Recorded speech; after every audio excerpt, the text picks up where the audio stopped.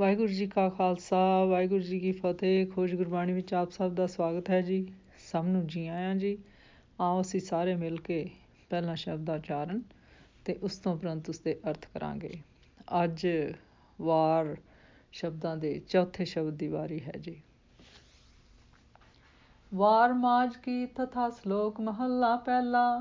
ਮਲਕ ਮੁਰੀਦ ਤਥਾ ਚੰਦਰਹੜਾ ਸੋਈਆਂ ਕੀ ਧੁਨੀ ਗਾਵਣੀ। ਏਕ ਓਂਕਾਰ ਸਤਨਾਮ ਕਰਤਾ ਪੁਰਖ ਗੁਰ ਪ੍ਰਸਾਦ। ਸਲੋਕ ਮਹੱਲਾ ਪਹਿਲਾ। ਸੋਇਨੇ ਕੇ ਪਰਵਤ ਗੁਫਾ ਕਰੀ ਕਹਿ ਪਾਣੀ ਪਿਆਲ। ਕਹਿ ਧਰਤੀ ਵਿੱਚ ਕਹਿ ਆਕਾਸੀ ਉਰਧ ਰਹਾ ਸਿਰ ਪਾਰ।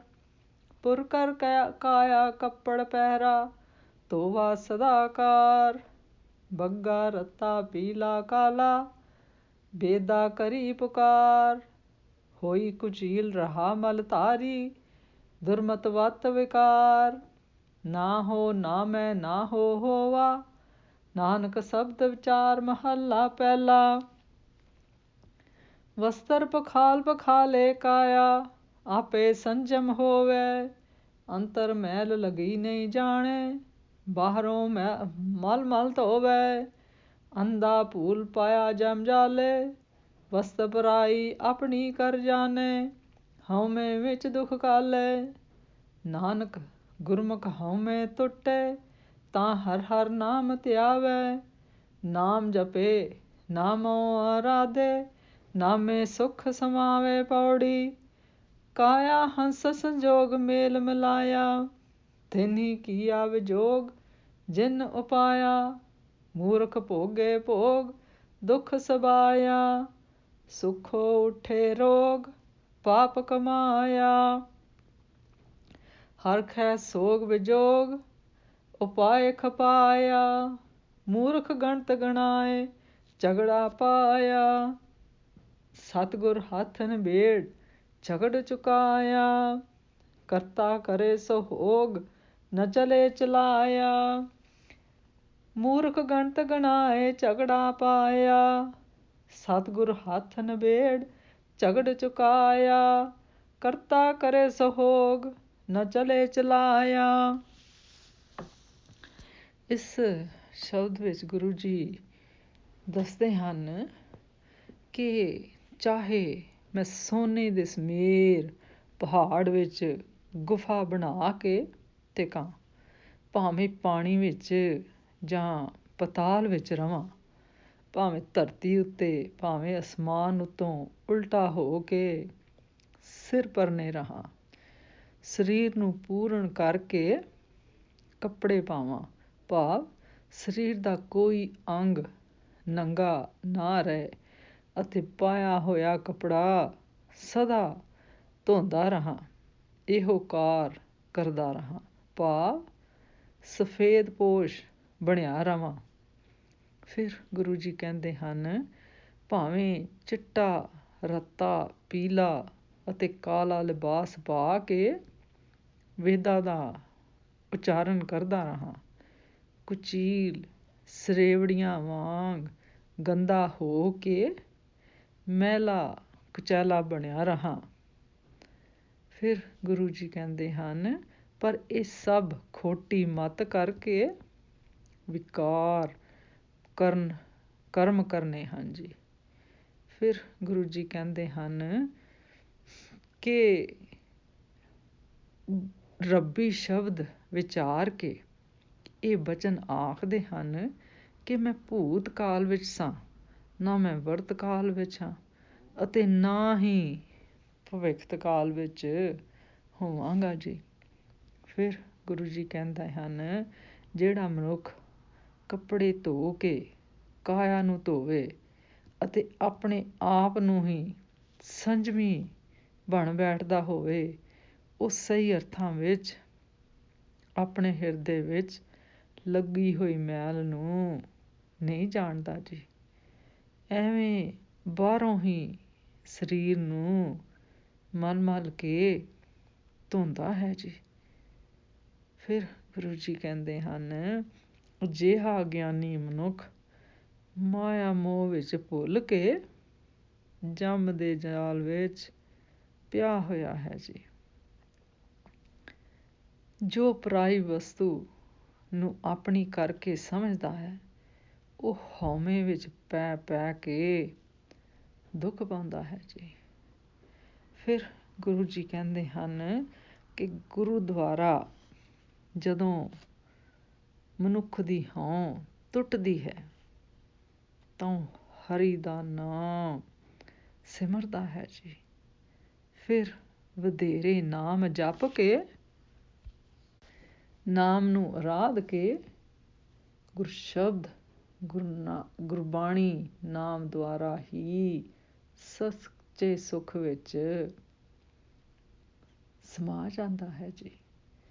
ਫਿਰ ਗੁਰੂ ਜੀ ਕਹਿੰਦੇ ਹਨ ਕਿ ਪਰਮੇਸ਼ਰ ਨੇ ਕਾਇਆ ਨੂੰ ਜੀਵ ਆਤਮਾ ਨਾਲ ਹੰਸ ਮੇਲ ਮੇਲ ਕੇ ਆਪਣੇ ਨਾਲ ਮਿਲਾਇਆ ਹੈ, ਭਾਵ ਇਹ ਜੋੜਿਆ ਹੈ ਜੀ। ਜਿਸ ਪਰਮੇਸ਼ਰ ਨੇ ਇਹ ਸੰਸਾਰ ਪੈਦਾ ਕੀਤਾ ਹੈ ਜੀ, ਉਸਨੇ ਹੀ ਵਿਛੋੜਾ ਵੀ ਪੈਦਾ ਕੀਤਾ ਹੈ ਜੀ। ਮੂਰਖ ਮਨੁੱਖ ਉਸ ਵਾਹਿਗੁਰੂ ਨੂੰ ਭੁਲਾ ਕੇ ਆਪ ਸੁੰਦਰ ਪਦਾਰਥਾਂ ਦੇ ਭੋਗ ਰਿਹਾ ਹੈ ਜੀ, ਅਤੇ ਹਰ ਪ੍ਰਕਾਰ ਦਾ ਦੁੱਖ ਭੋਗ ਰਿਹਾ ਹੈ ਜੀ। ਸੁੱਖਾਂ ਤੋਂ ਹੀ ਸਾਰੇ ਰੋਗ ਪੈਦਾ ਹੋਏ, ਕਿਉਂਕਿ ਜੀਵ ਨੇ ਜੋ ਪਾਪ ਕਰਮ ਕਮਾਇਆ ਹੈ ਉਸ ਦਾ ਹੀ ਫਲ ਪਾਇਆ ਹੈ ਜੀ। ਭਾਵ ਜਿਹੜੇ ਮਨੁੱਖ ਗੁਰਸ਼ਬਦ ਗੁਰਬਾਣੀ ਨੂੰ ਵਿਸਾਰ ਕੇ ਮਾਇਆਵੀ ਵਿਕਾਰਾਂ ਵਿੱਚ ਬਾਹਰ ਦੇ ਕੱਪੜੇ ਧੋਤੇ ਪਾਣੇ, ਖੁਸ਼ੀਆਂ ਦੇ ਵਿੱਚ ਮਾਇਆਵੀ ਵਿਕਾਰ ਮਨਾਉਣੇ, ਇਹ ਸਭ ਬਾਹਰ ਦਾ ਵਿਖਾਵਾ ਹੈ ਜੀ। ਇਸ ਨੂੰ ਵਾਹਿਗੁਰੂ ਤੋਂ ਦੂਰ ਕਰਨ ਵਾਲੀ ਗੱਲ ਹੈ ਜੀ। ਗੁਰੂ ਜੀ ਕਹਿੰਦੇ ਹਨ ਇਹ ਦੁੱਖ ਸੁੱਖਾਂ ਤੋਂ ਹੀ ਸਾਰੇ ਰੋਗ ਪੈਦਾ ਹੋਏ, ਕਿਉਂਕਿ ਜੀਵ ਨੇ ਜੋ ਪਾਪ ਕਰਮ ਕਮਾਇਆ ਹੈ ਉਸ ਦਾ ਹੀ ਫਲ ਪਾਇਆ ਹੈ ਜੀ। ਖੁਸ਼ੀ ਤੋਂ ਬਾਅਦ ਚਿੰਤਾ ਤੇ ਵਿਛੋੜਾ ਪੈਦਾ ਹੋਏ, ਅਤੇ ਪਰਮੇਸ਼ਰ ਨੇ ਜੀਵ ਪੈਦਾ ਕਰਕੇ ਉਹਨਾਂ ਨੂੰ ਨਾਸ਼ ਕੀਤਾ। ਆਪੁਦਰਾ ਮਨੁੱਖ ਆਪਣੇ ਸ਼ੁਭ ਕਰਮਾਂ ਦੀ ਗਿਣਤੀ ਗਣਾਉਂਦਾ ਰਿਹਾ, ਜਿਸ ਕਰਕੇ ਉਸਨੇ ਆਪਣੇ ਗਲ ਝਗੜਾ ਪਾ ਲਿਆ। ਸਤਿਗੁਰ ਦੇ ਹੱਥ ਵਿੱਚ ਫੈਸਲਾ ਹੈ ਜੀ। ਆਪ ਜੀ ਨੇ ਇਉਂ ਆਖ ਕੇ ਝਗੜਾ ਹੀ ਮੁਕਾ ਦਿੱਤਾ ਹੈ। ਮਨੁੱਖ ਦੇ ਹੱਥ ਵਿੱਚ ਕੁਝ ਨਹੀਂ। ਜੋ ਕੁਝ ਕਰਤਾ ਪੁਰਖ ਕਰਦਾ ਹੈ ਉਹ ਹੀ ਕੁਝ ਹੁੰਦਾ ਹੈ ਜੀ। ਉਸ ਦਾ ਚਲਾਇਆ ਹੁਕਮ ਹੀ ਚੱਲਦਾ ਹੈ ਜੀ। ਉਸ ਕਰਤਾਰ ਨਾਲ ਕਿਸੇ ਦਾ ਜ਼ੋਰ ਨਹੀਂ ਚੱਲ ਸਕਦਾ ਜੀ। ਇਸ ਦਾ ਸਾਰ ਇਸ ਤਰ੍ਹਾਂ ਕਰੀਏ,